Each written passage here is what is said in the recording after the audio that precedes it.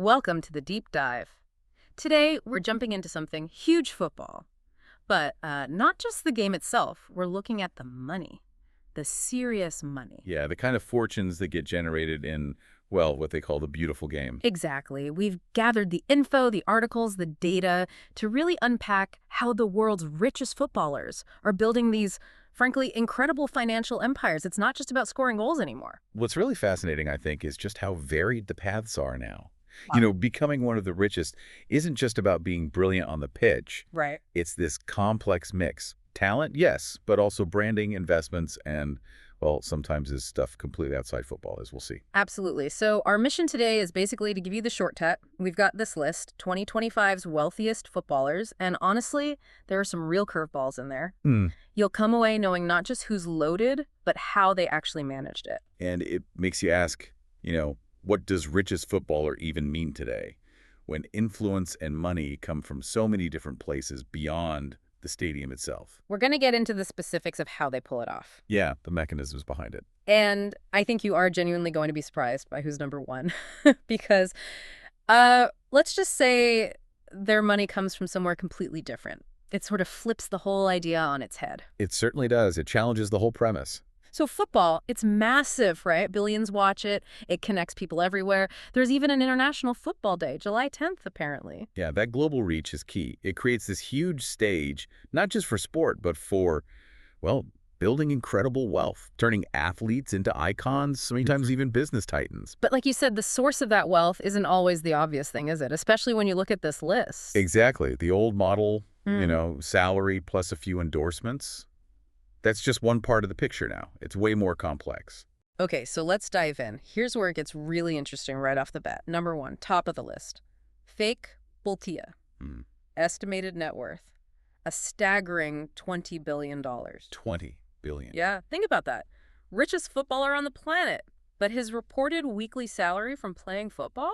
About $1,000. It's almost unbelievable, isn't it, that contrast? Totally. Okay. So what's the story there? Well, this is where it gets completely different. Bulkia's case, it challenges all our assumptions.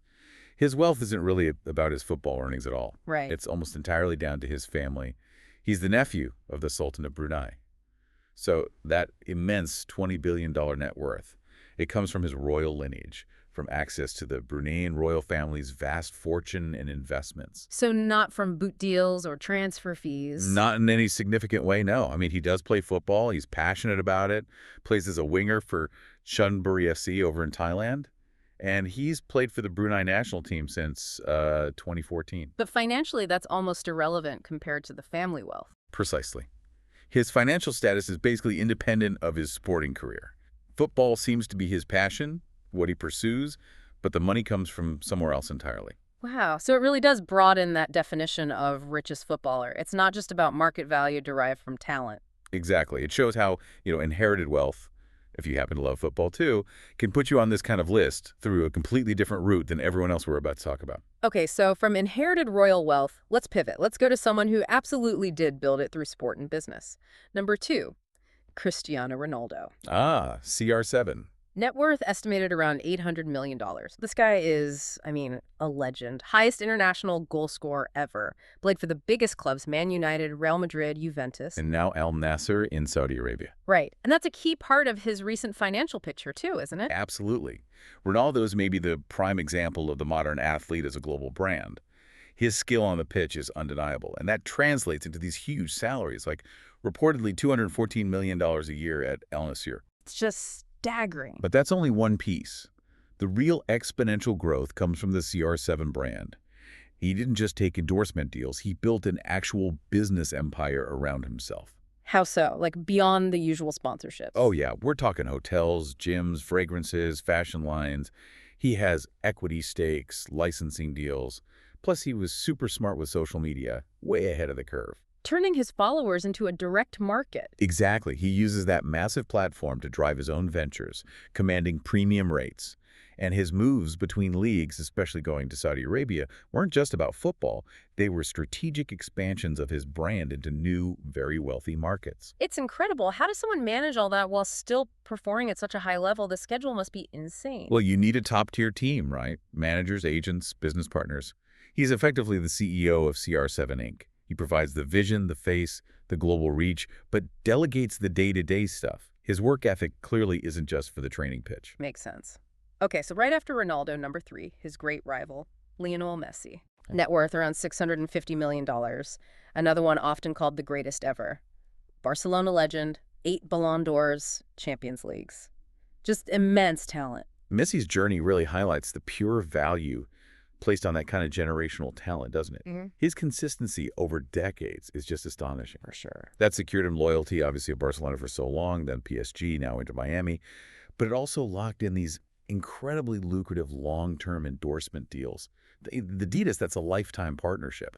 So his approach is maybe less about building separate businesses like Ronaldo, more about leveraging the pure football genius's image. I think that's fair to say. His appeal is often tied to that almost quiet, focused brilliance on the pitch. Brands like Adidas want to associate with that authentic, universally admired sporting excellence. His salary is huge too, of course, reportedly $60 million annually now. Still massive. Absolutely. And another key thing, especially earlier in his career, would have been image rights. That's the right to use his name and likeness. Often that's negotiated separately from the club's salary. Ah, right. So athletes can maximize their earnings from endorsements without it directly hitting the club's wage structure in the same way. Exactly. It's a crucial detail in understanding the full income picture for these top stars. So yeah, Messi's wealth feels very rooted in the sheer, undeniable quality and longevity of his playing career, letting brands align with that GOAT status. Less aggressive diversification maybe, but still incredibly effective. Precisely. It resonates differently in the market. Okay, let's skip down one spot for a moment to number 5. Neymar Jr. net worth. $250 million. He brings a whole different kind of energy, doesn't he? Oh, absolutely. Neymar is all about flair, creativity, that undeniable superstar personality. Yeah, the skills are incredible, but there's also this flamboyant, very marketable persona. Totally. He went from Santos to Barcelona, then that massive world record move to PSG, and now he's also in Saudi Arabia with Al Hilal. His salary there is reported at $160 million annually. Wow. But again, endorsements are huge for him. Nike, Red Bull, Puma. He connects really well with a younger, more trend-focused audience. He leverages his social media presence, his celebrity status, almost as much as his football. So his contracts might even have clauses linked to social media engagement. It's very likely. That's part of monetizing his specific style and global appeal. He's a brand built on skill and personality. That's a great point about the younger demographic. Shows how marketability itself is changing. Okay, let's talk about someone who mastered the post-playing career, David Beckham. He's actually number 4 on our list, net worth $450 million. Ah, Beckham, a classic case study. For him, it feels like the game was almost just the launch pad, right? He took that celebrity and built something massive after he stopped playing. Absolutely. This really brings up that question. Is his sustained wealth more about his great playing career or his incredibly shrewd business moves and enduring cultural icon status after retiring? It feels like the latter, mostly. I agree. His playing career was stellar, obviously Man United, Real Madrid, LA Galaxy. But post-retirement, he shifted gears completely. Co-owning Inter Miami CF and MLS, that was huge. And bringing Messi there was a masterstroke. Definitely. Plus, he has venture capital investments, endorsements across fashion, luxury goods, even whiskey. He cultivated this global lifestyle brand that just keeps going. He leveraged his fame brilliantly into a diverse business portfolio. Which, as you know, many athletes find really hard to do. That transition can be tough. It really can. It takes a clear vision, a strong team. Beckham understood his image was his key asset very early on. He protected it, grew it, and turned it into this commodity. His move to LA Galaxy was part of that too, strategically planting roots in the U.S. market for the future. Smart. Okay, now for someone completely different. Number 6, Dave Whelan. Net worth $230 million. Now this is a fascinating one. Yeah, because his wealth isn't really from playing football back in the day with Blackburn Rovers and Crewe Alexandra. Right. Injury cut his career short. It's from what he did after. An incredible entrepreneurial journey. Whelan represents a totally different model on this list. His success is purely down to business skill. He's that rare mix of athlete turned serious entrepreneur. So what did he do? Well, after his injury, he started with a market stall, grew that into Whelan discount stores. Then, the big move, he bought what became JJB Sports. Ah, I remember JJB Sports. Huge chain. Exactly. He built it up massively and then sold a stake in 2007 for, wait for it, $190 million. Wow. Just wow. And then he even came back to football as an owner, buying Wigan Athletic, and famously led them to win the FA Cup. Incredible story. From market stall to that kind of success, it shows that drive from sport can translate elsewhere. Absolutely. It's proof that the resilience, the competitive spirit, can be applied in totally different fields. A remarkable pivot. Okay, then at number 7, Wayne Rooney. $216 million net worth. Rooney, another legend. Manchester United and England's all-time top scorer. His Yeah. value seems incredibly enduring, doesn't it? Even after his peak playing days. Definitely. He shows that marketability, that iconic status, can keep generating income long after you hang up your boots. During his prime at United, his salary was huge, around £300,000 a week. Huge money back then. Right. But then his move to DC United and MLS also boosted his income, tapping into that growing U.S. market. And even now, transitioning into coaching, his name, his brand, still carries immense weight. So he's getting income from media, commentary, partnerships. Exactly. He might not have the sprawling business empire like Beckham, but his status as this, universally recognized, hardworking football icon provides lasting value. It's a different kind of brand endurance. Built on performance and maybe a more relatable personality. Yeah, I think that's a good way to put it. Very durable appeal. Okay, so rounding out the top 10 quickly. Number 8, Karim Benzema, $200 million. Currently at Al Ittihad. And again, that move to the Saudi Pro League is key there. It's Yeah. more than just a final big payday. How so? It massively inflates their net worth with salaries few leagues can match, but it also makes them ambassadors for the league, for the region. It's a strategic move for both player and league, maximizing earnings in those later career stages. Interesting. Then number 9, Zlatan Ibrahimovic, $190 million. Played everywhere. AC Milan recently. What a character. Zlatan. He's a masterclass in personal branding through pure force of personality. Totally. Unapologetic confidence. His success isn't just his amazing career across all those top clubs, Inter, Barca, PSG, United. It's the Ibrahimovic brand itself. Yeah. He's got endorsements, his own sportswear line, books, high-profile campaigns like for Volvo. His personality makes him incredibly marketable, even late in his career. That almost mythical persona has huge value. Yeah, personality plus performance creating enduring value. And finally, number 10, Kylian Mbappe, $180 million. Still at PSG when this list was compiled, though maybe not for long. And Mbappe really feels like the future model, doesn't he? How do you mean? Well, he combines top-tier performance with this incredibly savvy understanding of brand management and contract negotiation right from the very start.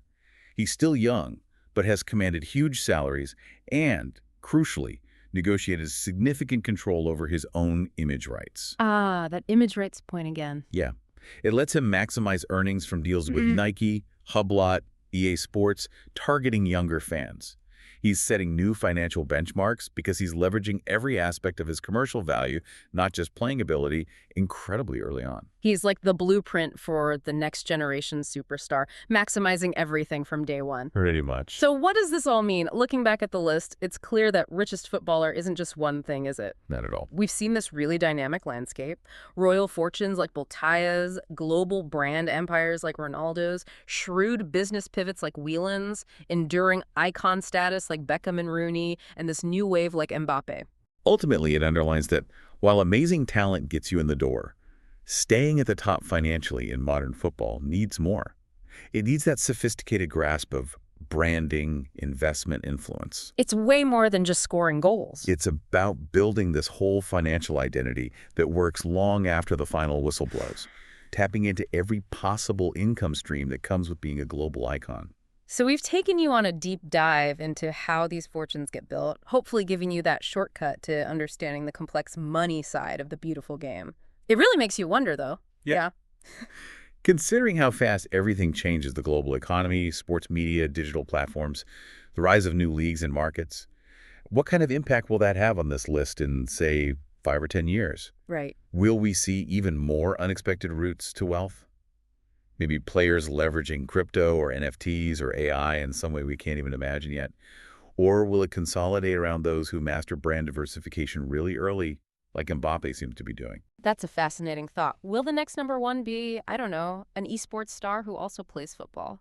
Or someone who invents a whole new platform? The game keeps changing. Thanks for joining us on this deep dive.